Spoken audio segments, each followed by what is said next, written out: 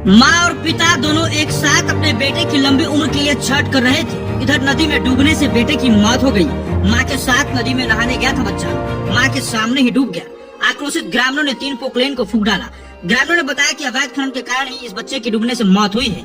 जिस अरमान से माँ और पिता दोनों एक साथ छठ कर रहे थे, उस अरमान पे अब पानी फिर गया है। माँ और पिता ने कभी सपनों में भी नहीं सोचा होगा कि जिस पुत्र की लंबी आयु के लिए हम छठ कर रहे हैं, उस पुत्र को इतने आसानी से खो देंगे। बिहार में एक बार फिर से दर्दनाक घटना सामने आई है। सोचिए ना, एक माँ के सामने जिस बेटे की मौत होगी, उस माँ का क्या हाल होगा।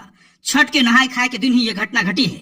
जिस किसी ने भी इस घटना को सुना, उन सभी के रोंगटे खड़े हो गए। घटना के बाद आक्रोशित ग्रामीणों ने जमकर बवाल काटा है। घंटों तक सड़क को जाम कर दिया। जाम में आवागमन पूर्ण रूप से बाधित रही। चलिए पूरा मामला आपको विस्तार से बताते हैं। उससे पहले इस वीडियो को शेयर कर दीजिएगा और कमेंट बॉक्स में बच्चे के लिए 2 शब्द जरूर लिखिएगा।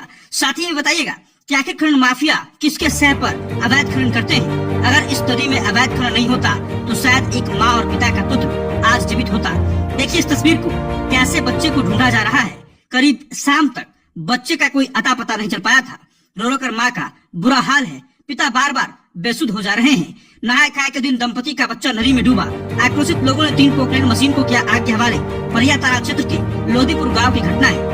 बिहार राज्य के गया जिले के परिया तारा क्षेत्र के लोदीपुर गांव के समीप मोरहर नदी में नहाए खाए के दिन एक दंपति वर्ती के बेटा नदी में डूब गया, जिसकी खोजबीन देर शाम तक होती रही। लेकिन इस बीच स्थानीय ग्रामीण उग्र हो गए और मोरहर नदी में बालू उठा में लगे 3 पोकलेन मशीन को आग के हवाले कर दिया। वहीं झोपड़ी नुमा ऑफिस को भी आग के हवाले कर दिया। वहीं घटना की सूचना मिलते ही स्थानीय पुलिस दल बल के साथ मौके पर पहुंची और मामले को शांत कराया। वहीं पुलिस अब इस उपद्रवियों की पहचान करने में जुट गई है और उपद्रवियों पर बड़ी कार्रवाई करने में लगी हुई है। वहीं देर रात तक बच्चे की शव बरामद नहीं हो पाई। आपको बता दें कि लोदीपुर गांव के रहने वाले सुनील यादव अपनी पत्नी उषा देवी के साथ छठ व्रत कर रहे थे। इसी विधि विधान के अनुसार नहाए खाए को लेकर दंपति अपने बच्चे और रिश्तेदारों के साथ नदी में नहाने गए थे। लेकिन अचानक बच्चा नदी के बीच गड्ढे में जा पहुंचा और वह डूब गया, जिसके बाद स्थानीय लोग भी वहां पर बच्चों को बचाने के लिए नदी में कूदे, लेकिन उसकी बरामदगी नहीं हुई। इसके बाद पुलिस प्रशासन ने एसडीआरएफ की टीम को वहां पर बुलाया और खोजबीन शुरू किया, लेकिन देर रात तक बच्चे की बरामद नहीं हुई है। वहीं आज अहले सुबह से भी बच्चे की बरामद के लिए एसडीआरएफ की टीम खोजबीन कर रही है। स्थानीय लोगों ने आरोप लगाया है कि बालू घाट के ठेकेदार के द्वारा नियम के विरुद्ध जाकर अवैध खुदाई पर बालू का उठाव करते हैं, जिसके कारण नदी में जगह जगह पर काफी गड्ढा हो गया है। यही वजह रही कि बच्चा नदी के गड्ढे में जाने से डूब गया और उसकी मौत हो गई है। ये तस्वीर जो आप देख रहे हैं, ये वही गांव की नदी का है जहां बच्चा डूब गया है और एसडीआरएफ की टीम लगातार खोजबीन कर रही है।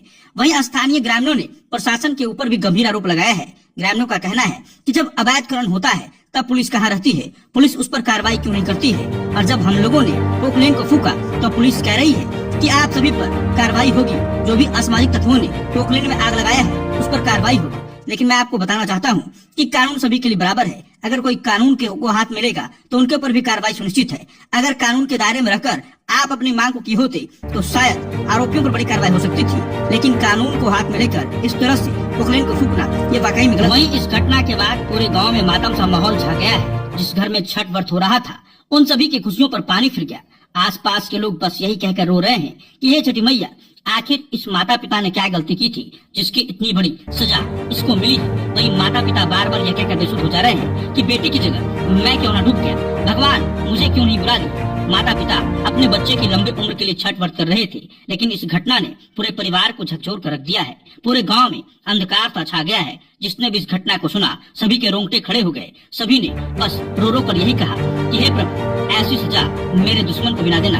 बाकी इस घटना को लेकर आप क्या कुछ कहना चाहेंगे, कमेंट बॉक्स में बताइएगा। साथ ही साथ इस वीडियो को शेयर जरूर कीजिएगा। साथ ही ये भी बताइएगा कि आखिर खनन माफियाओं पर क्या कार्रवाई होनी चाहिए जो नियम के विरुद्ध अवैध खनन कर रहे हैं। आखिर अवैध खनन करने वाले माफियाओं पर किसका हाथ है? क्या सफेद पुलिसों का हाथ है, क्या बड़े अधिकारियों का हाथ है, या फिर स्थानीय कुछ लोगों का? कमेंट बॉक्स में जरूर बताएंगे। धन्यवाद।